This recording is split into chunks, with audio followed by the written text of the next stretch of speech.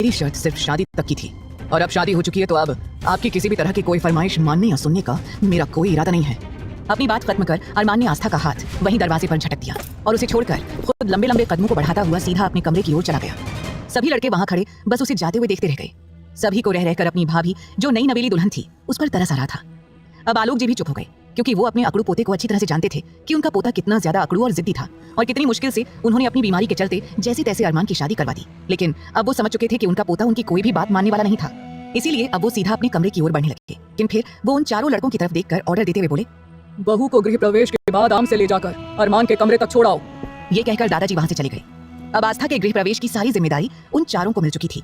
आस्था दरवाजे पर खड़ी हुई अपनी उंगलियों को मरोड़ने लगी क्योंकि उसे समझ में नहीं आ रहा था कि वहां आखिरकार हो क्या रहा था, क्योंकि वो किसी को देख नहीं पा रही थी। और अभी कुछ देर पहले अरमान का गुस्से में दादाजी को पलटकर जवाब देना सुनकर आस्था के मन में अरमान की एक जिद्दी, गुस्सैल और अकड़ू की छवि बननी शुरू हो गई थी। अरे यार अब क्या करें, अरमान ऐसे कैसे चला गया, अब भाभी का क्या, क्या बेचारी ऐसे ही खड़ी रहेंगी। तभी आहान थोड़ा सा आगे आया और प्यार से बोला, भाभी देखो अब यहाँ पर कोई नहीं है, ना तो यहाँ आपका पति है और ना ही आपके दादा ससुर हैं, तो अब आप अपना ये लंबा सा घूंघट हटा सकती हो। आकाश ने भी जल्दी से कहा, हाँ भाभी आप अपने आप को इस भारी भरकम घूंघट से आजाद कर सकती हो। आस्था को समझ में नहीं आ रहा था कि वो क्या करे। वो मन ही मन बोली, मामी जी ने घूंघट उठाने से मना किया था, तो फिर ये लड़के मुझे घूंघट उठाने को क्यों कह रहे हैं। वैसे भी आस्था जिस गांव से थी उस गांव में लड़कियों का किसी लड़के से बात करना भी बहुत बड़ा जुर्म माना जाता था और यहाँ तो चार चार लड़के उसकी आंखों के सामने खड़े थे जो उसे अपना घूंघट उठाने के लिए कह रहे थे। अब तो आस्था की हालत और भी ज्यादा खराब हो गई। तब अचानक आहान आगे बढ़ा और बोला, भाभी देखिए वैसे तो ये घूंघट उठाने की रस्म का काम भैया को करना चाहिए, लेकिन हम क्या करें, भैया तो इस वक्त यहाँ है ही नहीं, तो अगर आप इजाजत दें तो क्या ये काम हम कर दें।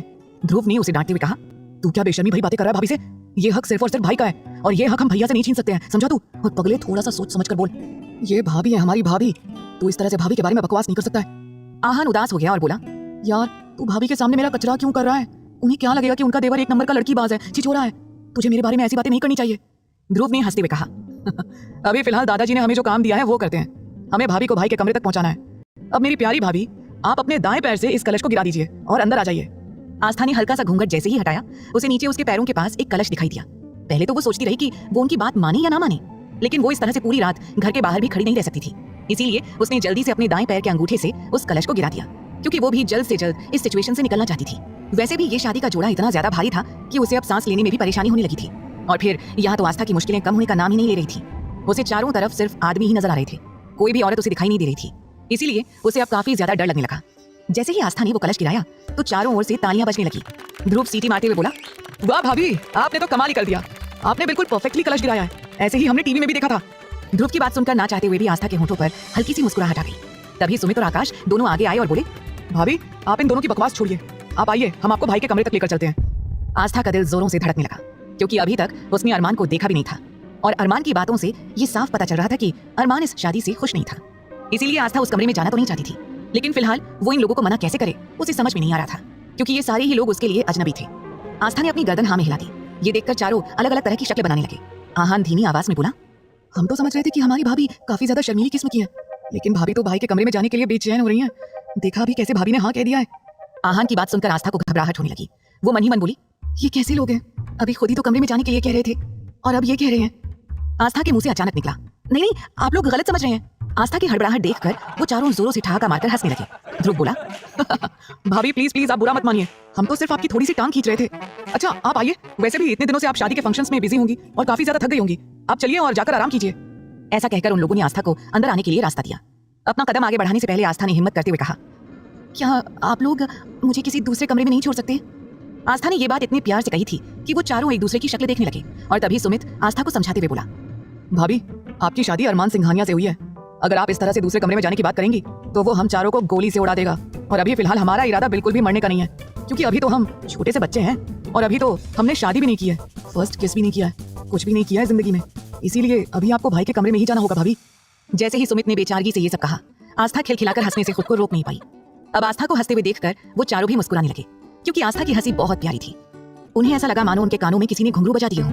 आहान आस्था की तारीफ करते हुए बोला, वाह भाभी आपकी हंसी तो बड़ी प्यारी है, पता नहीं आप इतना ये लंबा सा घूंघट कब हटाएंगी और हम आपको कब देखेंगे। वैसे भी जब भाई आपको देखने के लिए गए थे तब भी वो हमें साथ लेकर नहीं गए थे और बस अब सीधा शादी में हमें लेकर गए, हमने तो आज तक आपको देखा ही नहीं है। तभी आकाश आहान को टोकते हुए बोला, अरे बस बस देर हो गई है, तुम लोग भाई भाभी की पहली रात बेकार मत करो, और वैसे भी हम लोगों को जो पार्टी करनी है उसका क्या, दादाजी ने पहली बार हमें पार्टी करने की परमिशन दी है, भूलो मत, इस तरह से टाइम वेस्ट करके खुद का ही नुकसान होगा।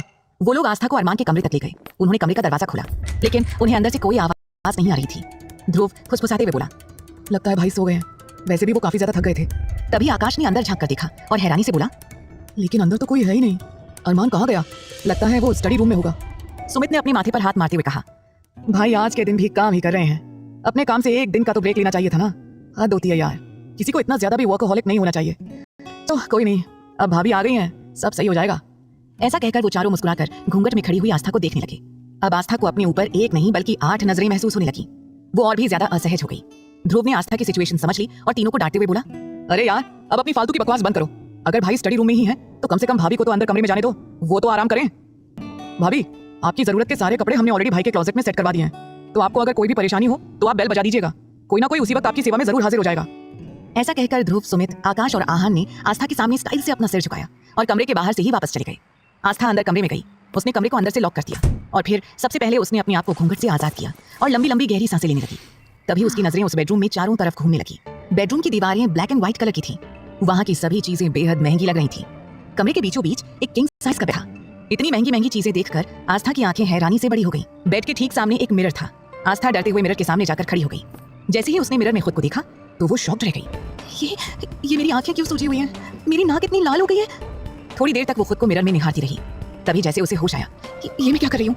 मैं इस वक्त किसी और के कमरे में हूँ और अकेले भी। मैं इस तरह से बेवकूफ बनकर एक जगह खड़ी नहीं रह सकती। तभी आस्था के कानों में उसके देवरों की बात गूंज उठी कि क्लोजेट में उसके कपड़े रखे हुए थे। उसने क्लोजेट खोला। वो बिल्कुल हैरान हो गई। वहां पर कपड़े तो रखे हुए थे, लेकिन सभी कपड़े बेहद महंगे और ब्रांडेड थे। वहां एक से एक ब्रांडेड साड़ियां थी, लेकिन साड़ियां तो आस्था ने कभी पहनी नहीं थी। वो तो हमेशा शुरू से ही सिंपल सा सूट वगैरह पहना करती थी और दुपट्टा लिया करती थी, लेकिन इस तरह की फैंसी साड़ियां देखकर आस्था का गला सूखने लगा। उसे समझ नहीं आ रहा था कि वो क्या पहने। अब आस्था पूरी तरह से मायूस हो गई। फिर उसने वापस से वो घूंघट, जो कि लहंगे का था, वो ओढ़ लिया और बेड के एक साइड पर बैठ गई। वहां बैठे बैठे कब उसकी आंख लग गई उसे पता ही नहीं चला। वहीं अरमान आधी रात तक काम करता रहा और करीब 2 बजे अपना काम खत्म करने के बाद अपने कमरे में सोने के लिए आ गया। लेकिन जैसे ही उसने दरवाजा खोलने की कोशिश की तो उसे एहसास हुआ कि उसका कमरा अंदर से लॉक्ड था। वो झल्लाते हुए बड़बड़ाया, ये कमरा लॉक किसने किया है? लेकिन अगले ही पल अरमान का चेहरा गुस्से से तमतमाने लगा, क्योंकि ऐसा पहली बार हुआ था कि अरमान को उसका कमरा लॉक्ड मिला था। उसने जल्दी ही अपने फिंगरप्रिंट लॉक का इस्तेमाल करते हुए अपना रूम खोल लिया, क्योंकि अरमान का रूम, उसका घर, उसके कंट्रोल में था। वो जब चाहे किसी भी जगह पर बिना किसी की परमिशन के आ जा सकता था।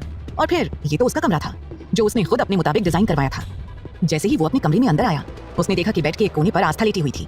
उसका चेहरा पूरी तरह से कवर्ड था। अरमान ने नफरत से उसकी ओर देखा और अगले ही पल अपना मुंह मोड़ लिया। अरमान गुस्से में दांत पीसते हुए बोला, दादाजी को इसे मेरे कमरे में नहीं भेजना चाहिए था। मैंने ये शादी सिर्फ नाम के लिए की है। ये मेरे कमरे में या मेरी जिंदगी में नहीं रह सकती है, कभी नहीं। अब क्या करने वाला है अरमान? जब वो प्रियंका की जगह आस्था को देखेगा तो उसका क्या रिएक्शन होगा? इनकी पहली रात यादगार बनेगी या ये इनके साथ की आखिरी रात बन जाएगी? सवाल तो बहुत है, लेकिन इन सभी सवालों के जवाब मिलेंगे कब?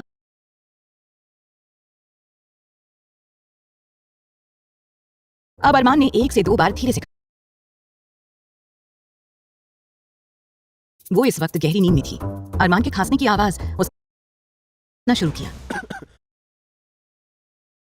आती थी। अब अरमान पूरी तरह से उलझ के लिए आस्था के साथ एक बेड पर सोना पॉसिबल नहीं था और अपने कमरे के अलावा अरमान को कहीं और नींद भी नहीं आती थी। अब अरमान पूरी तरह से उलझन में फंस गया था। उसने आस्था को जगाने के लिए जानबूझकर थोड़ा सा खांसना शुरू किया, लेकिन आस्था जो ज्यादा ही थकी हुई थी वो इस वक्त गहरी नींद में थी। अरमान के खांसने की आवाज उसके कानों तक पहुंच ही नहीं रही थी। अब अरमान ने 1 से 2 बार धीरे से खांसा, फिर थोड़ा सा तेज खांसा, लेकिन आस्था की तरफ से कोई रिएक्शन नहीं मिला। अब अरमान चिढ़ गया, क्योंकि उसे भी नींद आ रही थी। अरमान चिढ़ते हुए बोला, सारी नींद यहीं आकर पूरी करेगी क्या? इसे मेरी खांसने की भी आवाज सुनाई नहीं दे रही है। अरमान अपने कदम बढ़ाता हुआ आस्था के बगल में पहुंच गया और टेबल पर रखे हुए कांच के ग्लास पर उसने जोरों से अपना हाथ मार दिया। अगले ही पल ग्लास जमीन पर गिरकर चकनाचूर हो गया। ग्लास गिरने से तेज शोर भी हुआ, लेकिन फिर भी आस्था की आंख नहीं खुली। अब तो अरमान ने गुस्से से अपना हाथ दीवार पर दे मारा। अरमान को इस तरह किसी को झेलने की आदत नहीं थी। अरमान हैरान होकर बोला, ये मैं क्या कर रहा हूँ? मैं इस लड़की को इतने आराम से क्यों उठा रहा हूँ? तब अचानक अरमान ने अपने पैंट की जेब में हाथ डाला और अगले ही पल एक गन उसके हाथ में थी। गुस्से में उसने उस बंदूक से आस्था के बेड से थोड़ी दूरी पर रखे एक वास पर फायर कर दिया। अब जैसे ही गन की आवाज आई, आस्था जोरों से चीखती हुई तुरंत उठकर बैठ गई। वो बहुत ही ज्यादा डर गई थी। अब इस तरह से गन चलने की आवाज के शोर से सुमित, आहान, ध्रुव, आकाश जो नीचे हॉल में पार्टी कर रहे थे, वो सब घबरा गए। ये क्या हुआ? ये तो गोली चलने की आवाज है। ये भाई के कमरे से क्यों आ रही है? दादाजी, जो कि सो चुके थे, उनकी आंखें खुल गईं और सभी दौड़ते हुए अरमान के कमरे के बाहर आकर दरवाजा जोर जोर से खटखटाने लगे।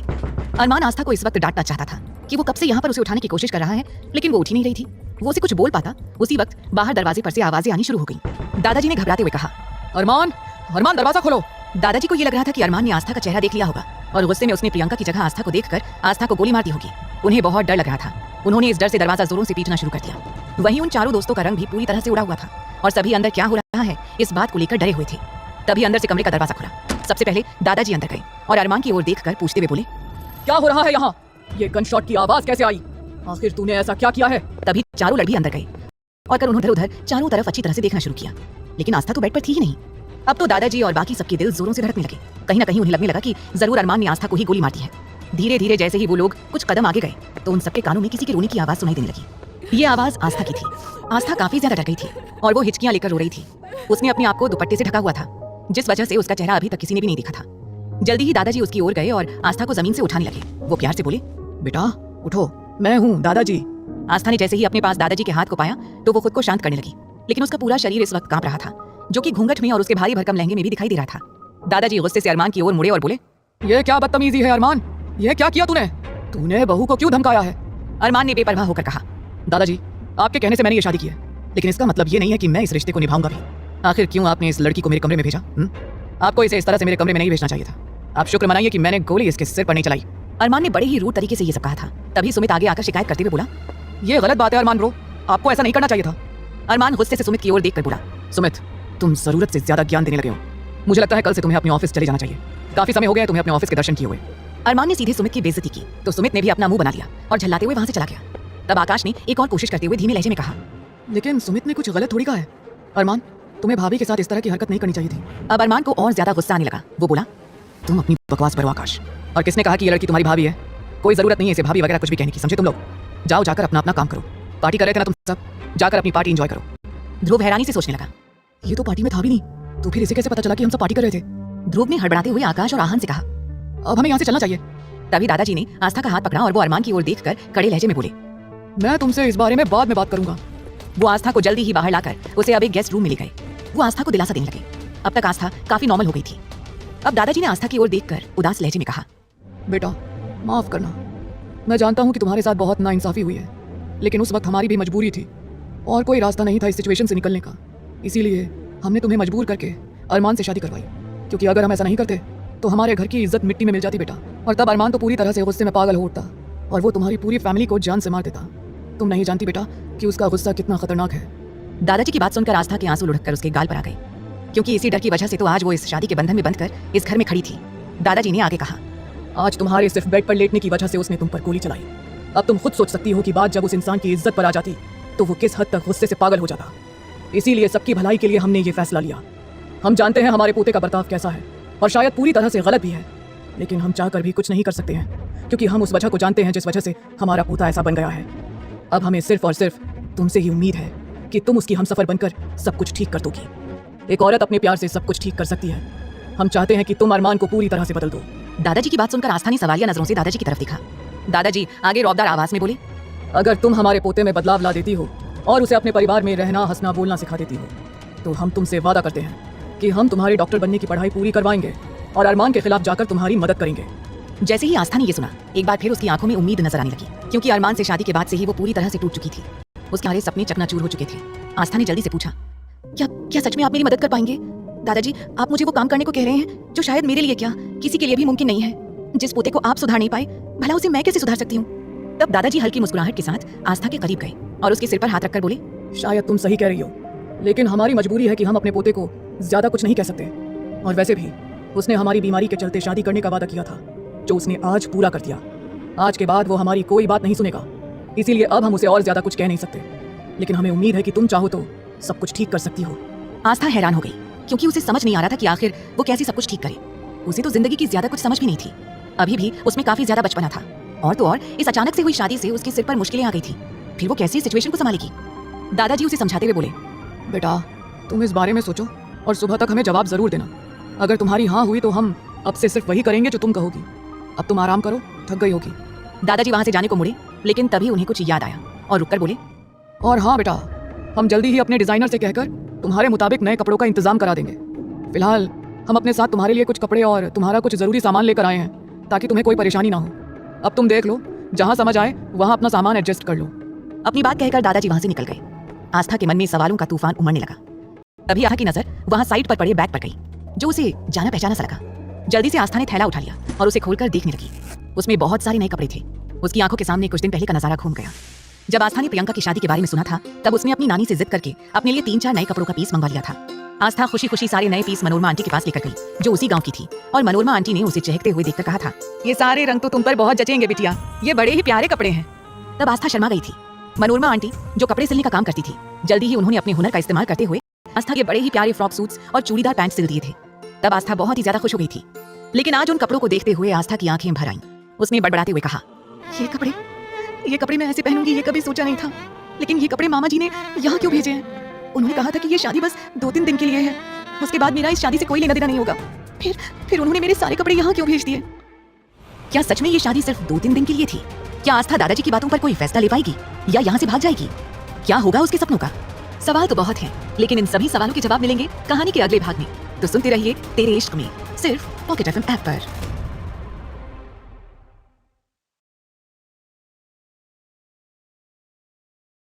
आस्था ने फ्रेश होने के बाद अपनी नानी के भेजे कपड़े पहन लिए। अब आस्था को पहले से कंफर्टेबल लग रहा था। लेकिन तभी आईने में देखते हुए आस्था का ध्यान अपने गले में पड़े मंगलसूत्र और मांग में लगे सिंदूर पर गया। आस्था का दिल चाहा कि वो इसी वक्त मंगलसूत्र को निकाल कर फेंक दे और सिंदूर को मिटा दे। लेकिन ना जाने कौन सा एहसास था जिस वजह से वो चाहकर भी उस मंगलसूत्र और सिंदूर को अपने सिर से पोंछ नहीं पा रही थी। अब आस्था यही सब सोचते हुए गहरी नींद में सो गई। दूसरी ओर अरमान के चारों दोस्त नीचे कमरे में मुंह फुलाए बैठे थे। आहान उन्हें समझाते हुए कहने लगा, यार तुम लोगों को अरमान ब्रो की आदत के बारे में तो पता ही है ना, तो तुम्हें इस तरह से उनकी बातों का बुरा नहीं मानना चाहिए। तुम सब तो शुक्र मनाओ कि उन्होंने भाभी के सिर में गोली नहीं मारी। आकाश जो कि पहले से ही चिढ़ा हुआ था, झल्लाते हुए बोला, अरे उसे भी थोड़ा समझ दिखानी चाहिए यार। वैसे भी हमारे यहाँ से वापस जाने में अब सिर्फ 3 दिन बाकी है, फिर हम वापस अपने अपने मैंशन और फ्लैट्स में शिफ्ट हो जाएंगे।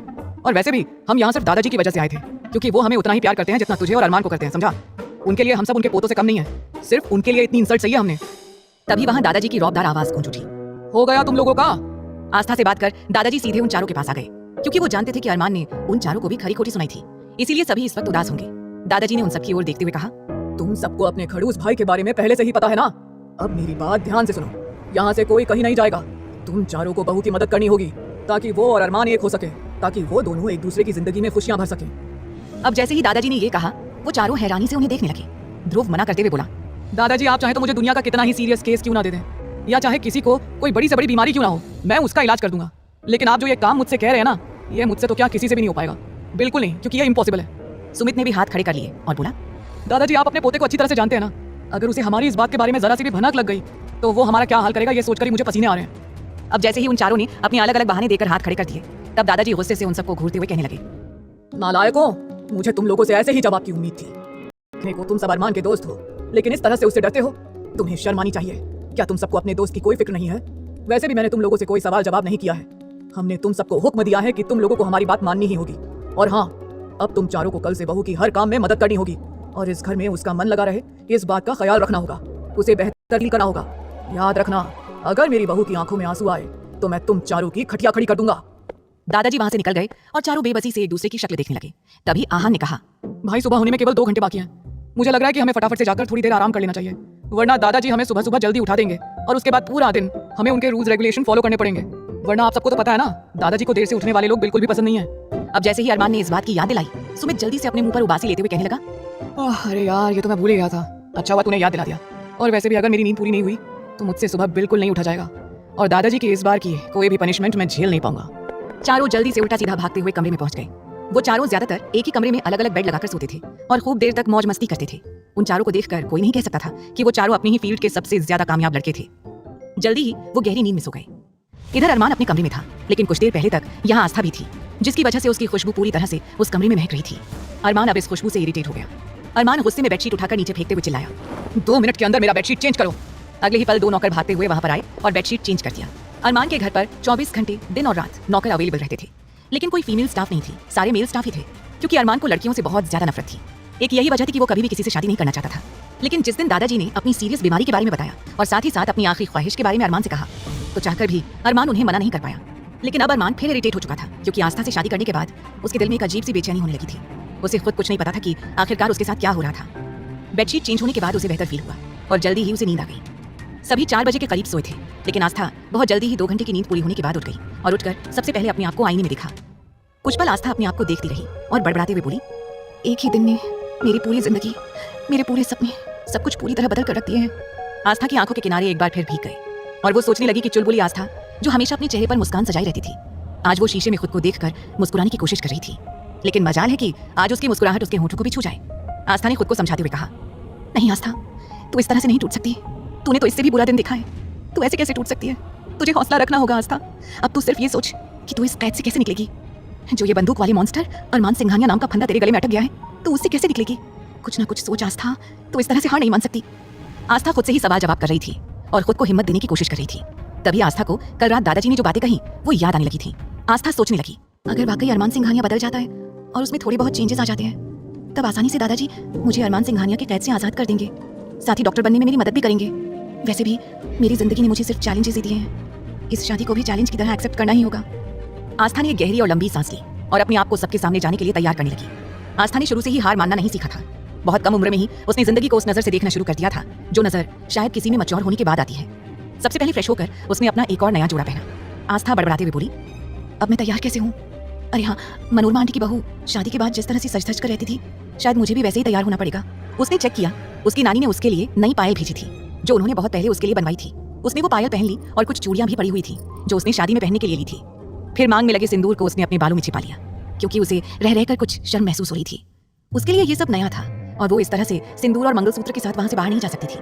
फिलहाल उसने मंगलसूत्र को अपने दुपट्टे में अच्छी तरह से कवर कर लिया और सिंदूर को बालों से छिपा लिया, जिससे पता नहीं चल रहा था कि उसने सिंदूर लगाया है या नहीं। जल्दी ही आस्था दरवाजा खोलकर वहां से सीढ़ियों की ओर जाने लगी। इधर दादाजी ने चारों दोस्तों के ऊपर पानी डालकर उन्हें उठा दिया था और अब वो चारों जॉगिंग कर दादाजी के साथ हॉल में बैठे हुए थे। वहीं उन चारों के चेहरे पर थकावट थी। ध्रुव तो गुस्से से दादाजी को घूर रहा था। तब सुमित ने उसे चिढ़ाते हुए कहा, इस तरह से उन्हें मत घूर, कहीं ऐसा ना हो कि आज दादाजी तुझे ही सजा सुना दे। चिढ़कर ध्रुव ने सुमित को देखा। आंखों में गुस्सा लिए उसने सुमित को अपनी आंखों से वार्न किया, फिर मुस्कुराने लगा क्योंकि चारों ही एक दूसरे को परेशान करने का मौका नहीं छोड़ते थे। दादाजी ने उन्हें डांटते हुए कहा, अरे नालायकों, अगर सुबह जल्दी टाइम से नहीं उठोगे तो मालदार कैसे बनोगे, कैसे हेल्दी बनोगे?